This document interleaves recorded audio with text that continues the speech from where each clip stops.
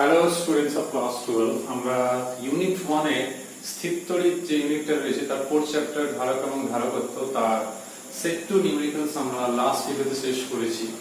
তো স্বাভাবিকভাবে আমরা অন্যান্য চ্যাপ্টারে কি হয় না পরে আমরা নেক্সট চ্যাপ্টারে চলে যাই, কিন্তু এই চ্যাপ্টারটা একটু এরকম আমাদের এইচএস এবং এন্ট্রান্স সব দিকে তাকিয়ে। তো এই চ্যাপ্টারে কিছু হর্স নিউমেরিক্যাল প্রবলেম সেট, সাধারণত অন্যান্য চ্যাপ্টারে কি হয় হর্স নিউমেরিক্যাল প্রবলেম সেটে বেশিরভাগ অঙ্কই কিন্তু এইচএস এর ক্ষেত্রে গুরুত্বপূর্ণ থাকে না, কিন্তু এই চ্যাপ্টারের কিছু অঙ্ক, সব বলবো না, কিছু অঙ্ক কিন্তু আমাদের এইচএস এবং এন্ট্রান্স দুটোতেই লাগবে। তো সেই জন্য আমি কিছু বাছাই করেছি অঙ্ক, যেটা আমরা এই ভিডিও এবং এর পরের ভিডিওতে মোটামুটি 13-14টা অঙ্ক রয়েছে হর্স নিউমেরিক্যাল প্রবলেম সেটে, সেগুলো কিন্তু খুবই গুরুত্বপূর্ণ হতে পারে এইচএস এবং এন্ট্রান্স। এবার প্রশ্ন হচ্ছে, আমরা এমসিকিউ সেট 1 এবং সেট 2 তে আমি সব অঙ্কগুলি তোমাদের সঙ্গে আলোচনা করেছি। তো ওই জন্য আমি এখানে কিছু অঙ্ক তোমাদের হিন্টস দিয়ে দেবো, যেহেতু সেরকম টাইপের অন্তত পার্শিয়ালি সেই টাইপের অঙ্ক আমরা সেট 1 সেট 2 তে দেখেছি। তোমরা নিজেরাও ক্যালকুলেশন করলে, সমাধান করলে নিজেদেরও কনফিডেন্স বাড়বে যে আমরা নিজেরা পাচ্ছি। তো সেই জন্য কিছু হিন্টস এবং কিছু আমি করে দেবো। তো তোমরা যেগুলো যেগুলো করাচ্ছি অন্তত সেগুলো তোমরা সকলে করবে, তাহলে কিন্তু আমরা সুরক্ষিত থাকবো পরীক্ষার দিক থেকে বলতে গেলে। তারপরে যে যত বেশি প্র্যাকটিস করতে পারবে প্র্যাকটিস সেটগুলো নিয়ে তত ভালো। তো শুরু করা যাক। সবচেয়ে প্রথম যে হর্স নিউমেরিক্যাল প্রবলেম সেট রয়েছে সেটা হচ্ছে একের দাগ। তো এই টাইপের অঙ্ক আমরা কিন্তু করেছি, কিন্তু এটা খুব বড় একটা বর্তনী রয়েছে। তো এই বর্তনীটা নিয়ে আমি আলোচনাটা অ্যাকচুয়ালি শুরু করতে চাইছি। তো সেটা হচ্ছে, এইখানে যদি তোমরা লক্ষ্য করে দেখো, তো এইখানে পর পর দেখবে ধারকগুলো রয়েছে, তাদের ধারকত্ব ড্র করা রয়েছে, মানে মান বলা রয়েছে যেগুলো। তো এদের নাম কি দেওয়া রয়েছে, এটা পি, এটা কিউ, আর তারপরে আবার রয়েছে এরকম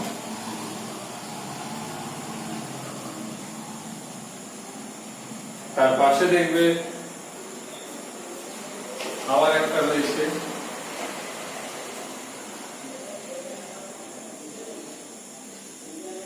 তারপর দেখবে আবার রয়েছে। তো একটু লেন্দি রয়েছে, তো এন্ট্রান্স এটা একটু বেশি গুরুত্বপূর্ণ। তো প্রসেসটা একটু বলে দিলে তোমরা নিজেরাই করতে পারবে, শুধুমাত্র একটু প্রসেস নিয়ে বলতে হবে। আর যদি দেখো এদের নাম দেওয়া রয়েছে কত, এগুলো সব সি সি, এটাও সি, আর এইগুলো আছে C1 C1 C1, কিন্তু এইটা হচ্ছে সি আর এইগুলো হচ্ছে সি। তো এটা জাস্ট একটা টাইপ এন্ট্রান্সের ক্ষেত্রে, এবং কিছু ক্ষেত্রে টেস্ট পেপারেও রয়েছে, কিছু টেস্ট পেপার কোশ্চেন ব্যাংকেও তো এরকম রয়েছে। এই ক্ষেত্রে প্রশ্ন যদি দেখি আমরা, তো বলা রয়েছে C1 গুলো কত না, C1 গুলো রয়েছে 6 মাইক্রোফ্যারাড, আর যতগুলো সি রয়েছে সেগুলো হচ্ছে 9 মাইক্রোফ্যারাড। তো প্রশ্ন হচ্ছে, তুল্য ধারকত্ব পি এবং কিউ বিন্দুর মধ্যে তুল্য ধারকত্ব কত, এটা হচ্ছে প্রশ্ন। তো এই প্রশ্নের সমাধান আমরা করতে চাইছি। তো ক্যালকুলেশন তোমরাই করবে, কারণ আমি নিজেও খাতায় করে দেখলাম মোটামুটি হাফ পাতার বেশি ক্যালকুলেশন লাগছে, আর কেউ যদি আস্তে আস্তে করে এক পাতাও লাগতে পারে। তো মূল কনসেপশনটা বলি কিভাবে তোমরা করবে, একটু ভালো করে শুনবে। রাইট থেকে লেফটের দিকে যাব, যেহেতু এই বিন্দুতে, এই পি কিউ বিন্দুর মধ্যে তুল্য ধারকত্ব বের করতে বলেছে। তাহলে আমি বলি, এই সি, এই সি এবং এই সি, অর্থাৎ এই তিনটে কি সমবায়ে রয়েছে, শ্রেণী সমবায়ে রয়েছে। এই সি গুলোর মান কত, 9 মাইক্রোফ্যারাড। তার মানে এই তিনজন শ্রেণী সমবায় আগে লিখে নিয়ে তার তুল্য ধারকত্ব বের করবে, সেটা কত হবে পি, লিখে করবে, যেরকম আমি সেট 2 তে অঙ্কতে করিয়েছি, সেট 1 এ করেছি। যেটা বেরোলো 3, তার সঙ্গে C1 মানে 6 মাইক্রোফ্যারাড কি সমবায় আছে, সমান্তরালে, তাহলে আবার তুল্য বের করে নেবে। যেটা বেরোলো তার সঙ্গে C1 কি সমবায় আছে, সমান্তরাল সমবায় আছে, সেটা বের করে নেবে। কিন্তু আমি বলবো বের করার পরে একটু থেমে গেলে, থেমে গিয়ে তাকাবে যে যেটা পেলে তোমরা তার সঙ্গে উপরে যে দুজন রয়েছে তারা কি সমবায় হচ্ছে না, তারা থাকছে এরকম। তার মানে কি শ্রেণী সমবায় থাকছে। তাহলে কি এই তিনজন মিলে অর্থাৎ আর এখানে যেটা তুল্য পাওয়া গেল এরা আবার শ্রেণী, যেটা তুল্য পেলে তার সঙ্গে এটা আবার সমান্তরাল, যেটা পাওয়া গেল তখন এই তিনজন আবার শ্রেণীতে। অত ধাপে গিয়ে পাওয়া যাচ্ছে, তাহলে হাফ পাতার বেশি, এক পাতাও লাগতে পারে। আমার মোটামুটি একটা পেজে 75% লেগেছে। এবার তোমরা যেভাবে লিখে লিখে পড়বে, পড়লে উত্তর কিন্তু মিলছে, কোনো অসুবিধা কিন্তু হচ্ছে না। তোমরা নিজেদের প্র্যাকটিসের জন্য এন্ট্রান্সের কথা ভেবে করতে পারো। এইচএসে হয়তো অত বড় বর্তনী নাও আসতে পারে, সেটা হয়তো একটা দুটো কম, কিন্তু এই টাইপের আসতে পারে। ওই জন্য আমরা সেট 1 সেট 2 তে কিন্তু পড়েছি, তো এটা তোমরা করতে পারো। সেট 2 তে যে অঙ্ক রয়েছে ওটা কিন্তু আমাদের সরি 2 এর দাগে যে অঙ্কটা রয়েছে সেইটা কিন্তু আমাদের এইচএসও কিন্তু আসতে পারে এন্ট্রান্স সহ। তো সেটা কেমন রয়েছে না, যদি আমি একটু বর্তনীটা ভালো করে দেখি, বর্তনীটা একটু তাড়াতাড়ি এঁকে নিই। তিনটে এখানে রয়েছে, দেখো তিনটেই রয়েছে সমান্তরাল সমবায় রয়েছে।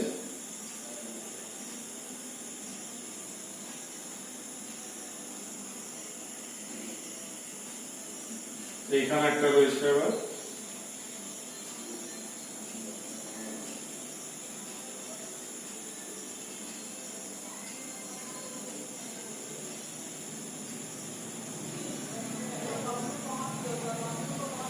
প্রশ্নে বলেছে তুল্য ধারকত্ব নির্ণয় করতে।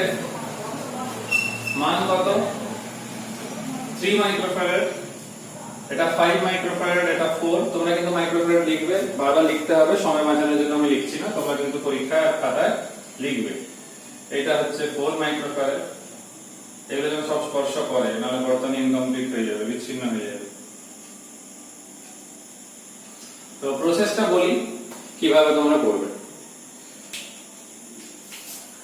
লক্ষ্য করে দেখো, এই তিনজন কি সমবায় রয়েছে? সমান্তরাল সমবায় রয়েছে। তার মানে তুল্য ধারকত্ব যদি আমি সি ধরি তাহলে কত আসছে? 3 প্লাস 5 প্লাস 4, তাহলে 12 মাইক্রোফ্যারাড। এরপর যদি আমরা একটু ভালো করে দেখি, যেটা পাওয়া গেল 12, তার সঙ্গে 4, এই 12 এর সঙ্গে এই 4 কি সমবায় আছে?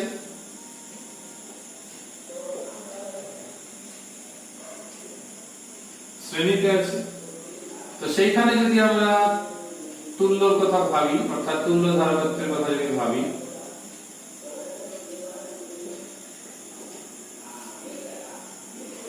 তাহলে পাওয়া গেল কত? 3 মাইক্রোফ্যারাড।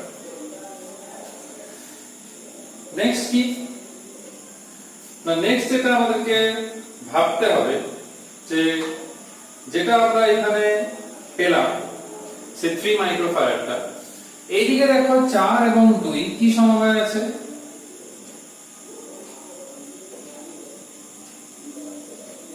সমান্তরালে। তাহলে এই ক্ষেত্রে তুল্য ধারকত্ব যদি C2 ধরি তাহলে কত হবে? 6। তার সঙ্গে এই তিনটা কেমন আছে? অর্থাৎ C2 ও 3 মাইক্রোফ্যারাড কেমন? শ্রেণীতে। তাহলে তুল্য ধারকত্ব যদি C ধরি তাহলে কত হবে? 3 into 6 আর এইটা, অর্থাৎ 2 মাইক্রোফ্যারাড। তাহলে এই 2 মাইক্রোফ্যারাড আর উপরে এই 3 মাইক্রোফ্যারাড, এটা কি সমবায় আছে তোমরা ভাবো না। এই 2 মাইক্রোফ্যারাডটাই নিচের দিকে রয়েছে, অর্থাৎ এরকম, আর উপরে থাকছে এইটা। তাহলে কি সমবায়? বুঝতেই পারছো, সমান্তরাল সমবায়। তাহলে তুল্য ধারকত্ব কত হবে? না এটা হবে। এবার তোমরা পরপর লিখে লিখে যেরকম আমরা সেট 1 সেট 2 তে করেছি এরকম লিখে লিখে পড়বে। তো এটা একটা গুরুত্বপূর্ণ অঙ্ক। এইবার আমরা কোশ্চেন নাম্বার 3 তে আসবো। একটু যেহেতু ডিফারেন্ট টাইপের, ওই জন্য এন্ট্রান্সের ক্ষেত্রে এটা গুরুত্বপূর্ণ হতে পারে, আর এইচএসও বলা যায় না হতে পারে, কারণ হচ্ছে ধারকের শক্তি সংক্রান্ত অনেক অঙ্কগুলোই পরীক্ষায় কিন্তু মাঝে মাঝেই দেখতে পাওয়া যায়। এইখানে যে প্রশ্নটা রয়েছে, এই প্রশ্নতে যেটা মূল বক্তব্য সেটা হচ্ছে আর ব্যাসার্ধের একটা আহিত গোলক রয়েছে। তো সেইখানে আরেকটা অনাহিত গোলকের সঙ্গে আধান বন্টন করছে, প্রাথমিক এবং অন্তিম শক্তির অনুপাত। তো যদি একটু ভেবে বলি, একটা ব্যাসার্ধ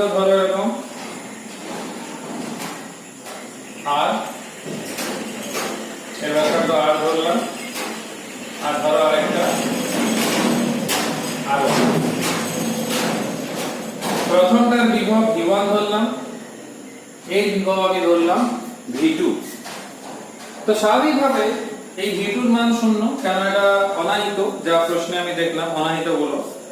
তো এবারে যে আধান বন্টন হচ্ছে, তোমরা ভালো করেই জানো যে প্রথম যে গোলকটা হবে, তো তার যদি আমি শক্তির কথা বলি, তার স্বাভাবিকভাবে ব্যাসার্ধ আলাদা রয়েছে, তাহলে ধারকত্ব আলাদা হবে, আর এইটা হবে তার প্রাথমিক শক্তি, এটা তোমরা নিজেরাই পারবে। তো দ্বিতীয় ক্ষেত্রে যে ব্যাপারটা হচ্ছে, আমাদের তো আগে সাধারণ বিভবটা বের করতে হবে, তাহলে আমি অন্তিম ক্ষেত্রে বের করবো কি করে, কারণ দুইজনকে পরস্পরের সঙ্গে কানেকশন করানো হয়েছে, তার জন্যই আধান বন্টন হয়েছে। তো সেই জন্য কমন বিভবটা বের করার জন্য যে ফর্মুলা আমরা অনেকগুলো অঙ্ক এমসিকিউ তে ইউজ করেছি, সেটা হচ্ছে এইটা। তো তার মধ্যে যেটা ভাবার ব্যাপার হচ্ছে, সিজিএস পদ্ধতিতে তোমরা জানো যে ধারকত্বের মান তার ব্যাসার্ধের মানের সঙ্গে সংখ্যামান সমান হয়। তো এটাকে আমরা এইভাবেও ভাবতে পারি যে হাফ, যদি C1 ধরি তাহলে R ইনটু V1 স্কয়ার। আর এই ক্ষেত্রে যদি ভাবি আমি, এই ক্ষেত্রে এরকম ভাবা যেতে পারে R V1 প্লাস 0, এখানে R প্লাস R1। তাহলে দ্বিতীয় ক্ষেত্রে যদি আমি ফাইনাল যে এনার্জিটা যদি ধরি, তাহলে এরকম আসবে half C1 plus C2 V square. তাহলে এখানে মান বসালে কত আসবে R প্লাস R1, আর এখানে R square V1 square by R plus R1 এর হোল স্কয়ার। তো যেহেতু প্রশ্নে তোমরা যদি লক্ষ্য করে দেখো, তারা অনুপাত চাইছে, মানে প্রমাণ করতে বলেছে। তাহলে অনুপাতটা যদি প্রমাণ করতে হয়, তো বলেছে প্রাথমিক এবং অন্তিম, তাহলে E1 বাই E2। তোমরা নিজেরাই দেখো, হাফ কেটে যাচ্ছে, হাফ। আর একটা ছিল, এইখানে লক্ষ্য করে দেখো R স্কয়ার আছে, তার মানে কাটছে। তারপর কি V1 স্কয়ার কেটে যাচ্ছে, আর এইখানে যেটা থাকছে R প্লাস R1 স্কয়ার। কিন্তু R প্লাস R1 স্কয়ার এখানে কত, একটা R প্লাস R1, তার মানে এখানে আলটিমেটলি R প্লাস R1 একটা নিচে থাকছে, সেইটাই ভগ্নাংশের উপরে আসছে, তাহলে এইটাই আসছে আলটিমেটলি, তার মানে আর কিছুই থাকছে না। তাহলে দেখো উত্তরে যেটা বলেছে R plus R1 is to R, সেটা কিন্তু এই ক্ষেত্রে দেখো সেটা প্রমাণ কিন্তু হচ্ছে যেটা রয়েছে। তো তোমরা এইভাবে অ্যাপ্রোচটা করবে, লিখে লিখে ধরে ধরে করবে। তো যেহেতু আমরা এই টাইপের অনেকগুলো ফর্মুলা ইউজ করে অঙ্ক করেছি, আমি যেটা হিন্টসের আকারে তোমাদের দিলাম, আশা করি অসুবিধা হবে না।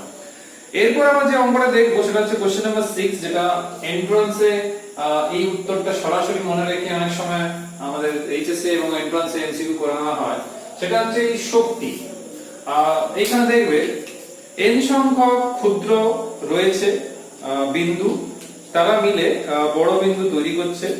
তো এবারে জিজ্ঞেস করা হচ্ছে যে প্রাথমিক যে শক্তি আর অন্তিম যে শক্তি থাকছে, অর্থাৎ বড় বিন্দুর যে শক্তি, সেটা যদি ক্যাপিটাল ই যদি ছোট বিন্দুর শক্তি হয়ে থাকে, তাহলে বড় বিন্দুর শক্তি কত হবে? ফর্মুলাটা হয় E equals to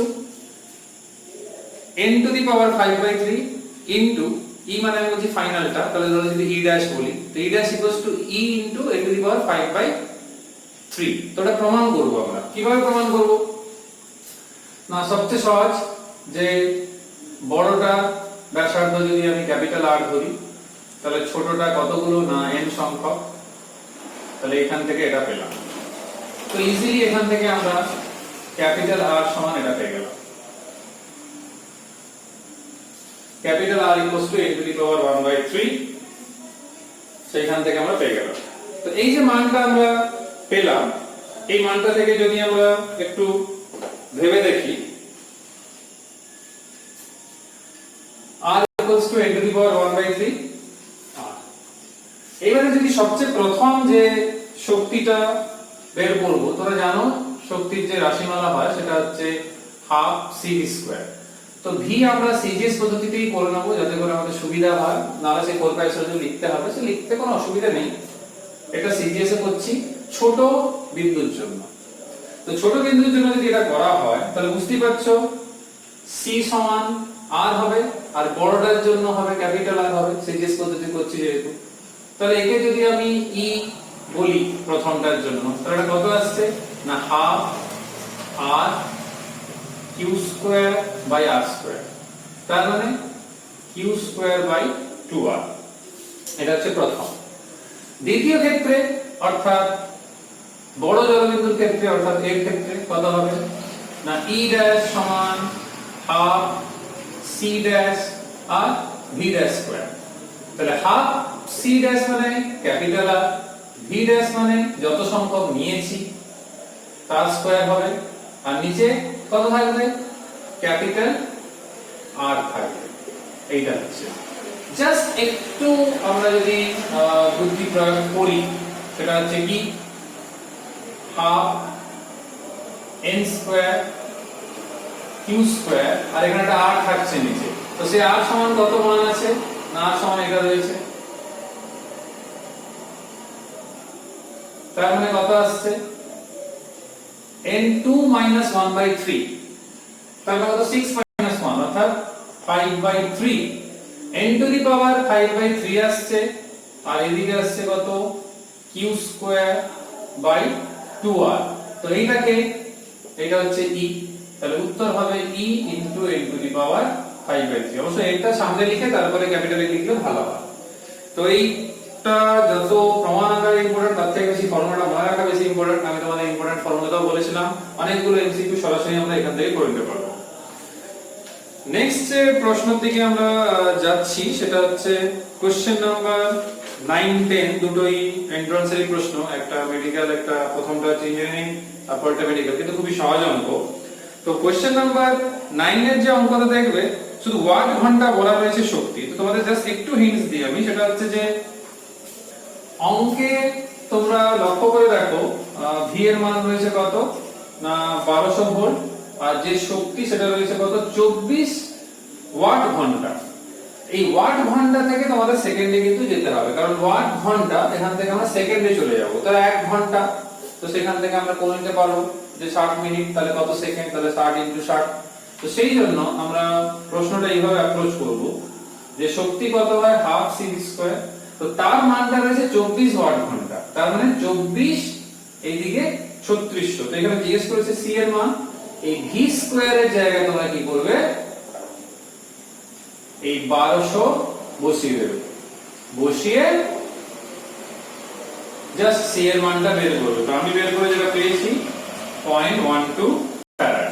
জাস্ট এইভাবেই অ্যাপ্রোচটা করতে হবে। তো অঙ্কটা সহজই, কিন্তু এন্ট্রান্স অঙ্কগুলো যে কঠিন সবসময় হবে তা না, কিছু অঙ্ক সহজে থাকে, শুধু একটু বুঝলেই হবে। নেক্সট হচ্ছে তারপরেই প্রশ্ন, যেটা এমস এর প্রশ্ন, যে একটা চিকিৎসা যন্ত্র ডেফিব্রিলেটর 40 মাইক্রোফ্যারাড ধারকত্বের একটি ধারক রয়েছে, সেখান থেকে 3000 বিভব রয়েছে।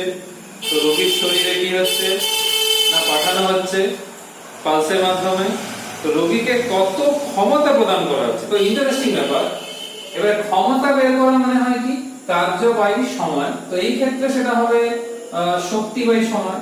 তো শক্তি কত না ধারকের ক্ষেত্রে যে পরিমাণ সঞ্চিত শক্তি সেটা হচ্ছে হাফ c², তোমরা জানো।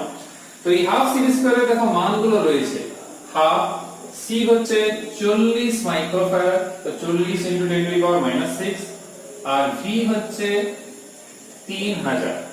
এইখান থেকে যে মানটা আমি পেয়েছি ক্যালকুলেশন করে, তোমরা নিজেরাও চেক করতে পারো, 180 জুল। তো এই ফর্মুলাটায় বসিয়ে দেবে, তাহলে ক্ষমতা কত 180 বাই সময় সেটা হচ্ছে 2 মিলি সেকেন্ড, অর্থাৎ 2 * 10⁻⁻3। তো এখান থেকে পাওয়া গেছে 90 কিলোওয়াট, অ্যাকচুয়ালি পাওয়া গেছে 90,000, তো 1000 মানে 1 কিলো, ওই জন্য 90 কিলোওয়াট, যেহেতু উত্তর কিলোওয়াটে রয়েছে ওই জন্য আমি কিলোওয়াটে বের করলাম, না হলে কি হবে 90 * 10⁻3, 10⁻3 মানে কিলো। তো এটা একটা খুব ইন্টারেস্টিং প্রশ্ন ছিল। এরপর আমরা একটু কোশ্চেন নাম্বার 11 এর দিকে আসি। তো সেই কোশ্চেন নাম্বার 11 এ একটা বর্তনী দেওয়া রয়েছে, তো এই টাইপের প্রশ্ন আমাদের এইচএস এন্ট্রান্স দুটোতেই কাজে লাগবে। আর সেখানে যেটা বলা রয়েছে C2 ধারকত্বে সঞ্চিত আধানের পরিমাণ কত সেইটা জিজ্ঞেস করা হয়েছে। তো যদি C2 ধারকের মধ্যে সঞ্চিত যদি বলা হয়, তাহলে প্রথম কাজ হচ্ছে আমাদের বর্তনীটা ড্র করে নেওয়া। তো বর্তনীটা আগে ড্র করে নিই আমরা। তো বর্তনী কেমন আছে, এইখানে একটা রয়েছে সেটা C1, এখানে সমান্তরালে দুটো রয়েছে, তাহলে এটা C1, এটা C2, এটা C3, এইটা হচ্ছে 4 মাইক্রোফ্যারাড, এইটা কিন্তু হচ্ছে 2 মাইক্রোফ্যারাড, আর তোমরা বই দেখবে রয়েছে এটা হচ্ছে 4 মাইক্রোফ্যারাড C1 এর মতোই। আর এর সঙ্গে যে সাপ্লাইটা যুক্ত করা রয়েছে সেটা হচ্ছে কত, 100 ভোল্ট, ঠিক আছে। এবারে দেখো প্রশ্নতে যেটা বলা রয়েছে সেটা হচ্ছে যে কি না 2 নাম্বার অর্থাৎ এই যে C2 এই ধারকে কত পরিমাণ, তোমরা একটা কাজ করবে, এটা কিন্তু ধারকের সিম্বলের ক্ষেত্রে সমান হবে কিন্তু, ঠিক আছে।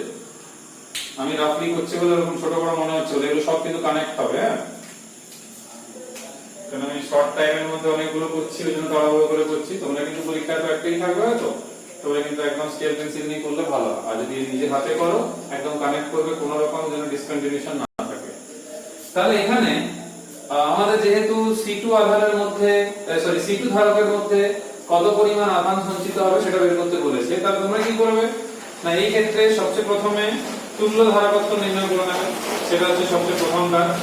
তারপরে আমরা মোট আধানটা বের করব। তাহলে এখানে সমান্তরালে রয়েছে, তো এখানে তুল্য কত হবে, 2 + 4 অর্থাৎ 6 মাইক্রোফ্যারাড। এইবারে যদি আমরা প্রশ্নতে দেখি, তারা বলছে কি যে C2 তে কত আধান থাকবে। তো তার আগে তুল্য ধারকত্ব যদি বের করে নিই তাহলে আমরা আধানটা বের করতে পারবো। তো C1 কেমন আছে তাদের সঙ্গে, না 6 এর সঙ্গে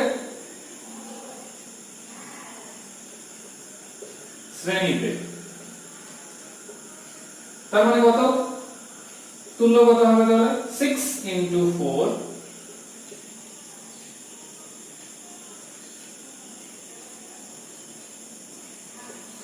2.4 মাইক্রোফ্যারাড, ঠিক আছে।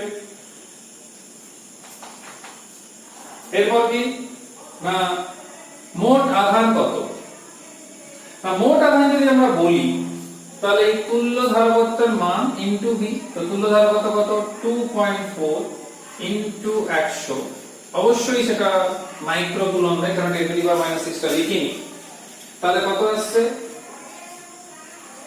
24, 2.4 into 100, so 240 মাইক্রোকুলম্ব। তাহলে এটা হচ্ছে মোট আধান। যেহেতু শ্রেণী সমবায়ে থাকছে, তাহলে এইখানে বিভব যদি এটা ধরি আর এই অ্যাক্রসে যদি আমি V2 ধরি, তাহলে বুঝতেই পারছো মোট V সমান V1 প্লাস V2। তো V1 তো খুব সহজেই বের করতে পারবো, কেমন Q বাই C1, তাহলে 240/4, তাহলে কত 60 ভোল্ট। আমি উপরে মাইক্রোকুলম্ব হলে একটা 10⁻⁻6 আসবে, আর এখানেও 10⁻⁻6 আসবে, সেই জন্য লিখিনি, কিন্তু পরীক্ষায় তোমাদের কর্তব্য কিন্তু লেখা, যে দুটো কেটে যাচ্ছে সেটা কিন্তু দেখানো কর্তব্য। আমি এমনি লিখিনি, কিন্তু অ্যাকচুয়ালি সেটা লিখতে হবে, ঠিক আছে। তাহলে এটার থেকে আমরা কি পেলাম না V1 টা পেলাম, কিন্তু V1 টা জিজ্ঞেস করেনি, আমাদের জিজ্ঞেস করেছে এইটা জিজ্ঞেস করেছে। তাহলে আমরা সবচেয়ে সহজ ভাবে বের করতে পারবো এই কারণে V2 টা দরকার। তাহলে V2 হচ্ছে V - V1, তাহলে 100 বিযুক্ত 60, তাহলে কত 40 ভোল্ট। তো তোমরা যদি উত্তর দেখো 40 ভোল্ট, অবশ্য উত্তর তো বিভব জিজ্ঞেস করেনি, আধান জিজ্ঞেস করেছে, তো কোনো অসুবিধা নেই, বিভব পেয়ে গেছি মানে আধানও পেয়ে যাবো। তাহলে আধান কত হবে, যদি Q2 ধরি তাহলে কত হবে না Q2 সমান C2V2, কারণ C2 আর C3 সমান্তরালে রয়েছে, তাহলে C2 এর অ্যাক্রসে যেরকম বিভব যা থাকবে, সমান্তরাল যেহেতু C3 এর অ্যাক্রসে একই বিভব থাকবে, অর্থাৎ পোটেনশিয়াল ডিফারেন্স একই থাকবে। তাহলে C2 কত 2 মাইক্রোফ্যারাড ইনটু 40, তার মানে 80 মাইক্রোকুলম্ব।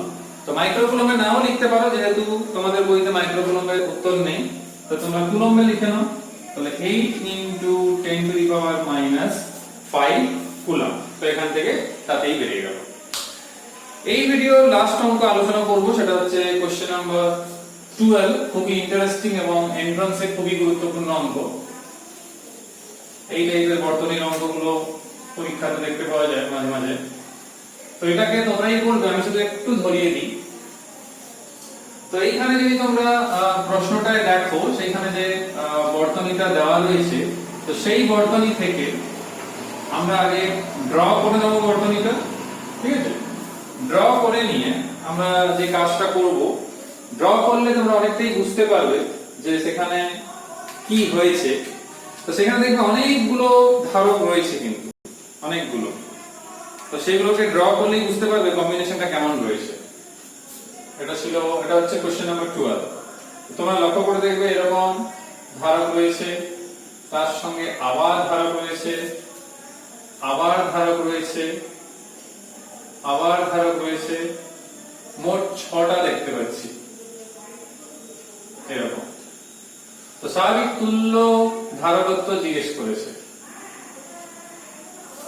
আর কি রয়েছে, কম্বিনেশন গুলো কেমন দেখো। এইখান থেকে যেটা গেছে সেইটা হচ্ছে এর সঙ্গে এখানে কানেক্টেড, তাহলে এটা সমবিভব হয়ে গেল, দুজন মানে একই প্রান্তে হয়ে যাচ্ছে। এইখান থেকে যেটা বেরিয়েছে সে আবার এইখানে গিয়ে যুক্ত আছে। এখান থেকে যেটা বেরিয়েছে সে আবার এইখানে গিয়ে যুক্ত আছে। এখান থেকে যেটা বেরিয়েছে সে আবার এইখানে গিয়ে যুক্ত আছে। এই হচ্ছে মূল ব্যাপার। আর এখানে প্রশ্নে কি বলেছে, প্রত্যেকের ধারকত্ব হচ্ছে সি, এটা বলেছে। তাহলে বলছে তুল্য ধারকত্বের মান কত। তো এন্ট্রান্সের জন্য যেহেতু এটা গুরুত্বপূর্ণ প্রশ্ন, তো আমি তোমাদের বলবো বেশি কমপ্লিকেশনে না গিয়ে সিম্পল ভাবে ভেবে দেখো যে এইখানে লেফটে কিংবা এখানে যেগুলো রয়েছে, দেখো এই পয়েন্ট কানেক্টেড, তাহলে যেটা সমবিভব হয়ে গেল। তো কানেক্টেড যেহেতু, তাহলে এইটা কি হলো না, সমান্তরাল সমবায় হয়ে গেল। আবার দেখো প্রথমের যেটা শেষ অর্থাৎ এইটা আবার এখানের সঙ্গে কানেক্টেড, তার মানে কি হয়ে গেল, এই দুটো পয়েন্ট সেম হয়ে গেল অর্থাৎ কানেক্টেড। তার মানে এই অংশটা থেকে কি পেলাম, এইটা পেলাম, এরকম পাচ্ছি।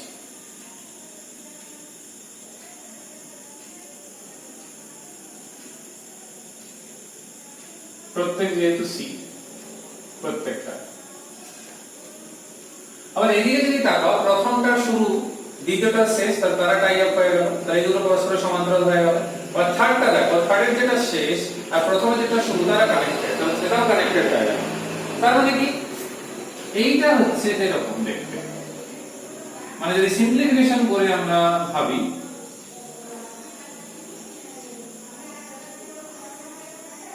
এইটা আসছে, তখন প্রত্যেকের মান হচ্ছে সি। তো প্রত্যেকের মান যেহেতু সি, তাহলে ইজিলি আমরা বলতে পারি এখান থেকে তুল্য ধারকত্ব কত, সমান্তরাল, এখান থেকে কত 3c। এইটা মিলে কি দাঁড়াবে, এরকম দাঁড়াবে, এটা 3c, এটা 3c। তার মানে কত, তুল্য কত হবে, c ab সমান কত না, c ab সমান দাঁড়াচ্ছে যেটা এইখান থেকে 9c স্কয়ার, এইখান থেকে 6c।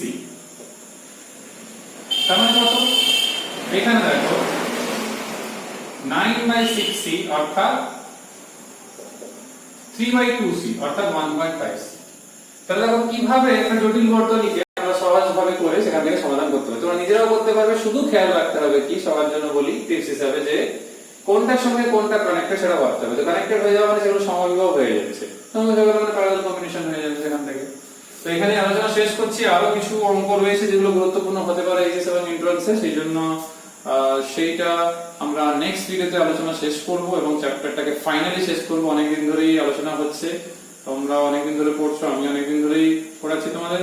তো এখানেই শেষ করছি এই ভিডিও। নেক্সট ভিডিওতে আমরা ধারকত্ব চ্যাপ্টারের আলটিমেট ভিডিও হবে, ওটাই সেরে শেষ করব। নেক্সট ভিডিওতে দেখা হচ্ছে। Till then, by.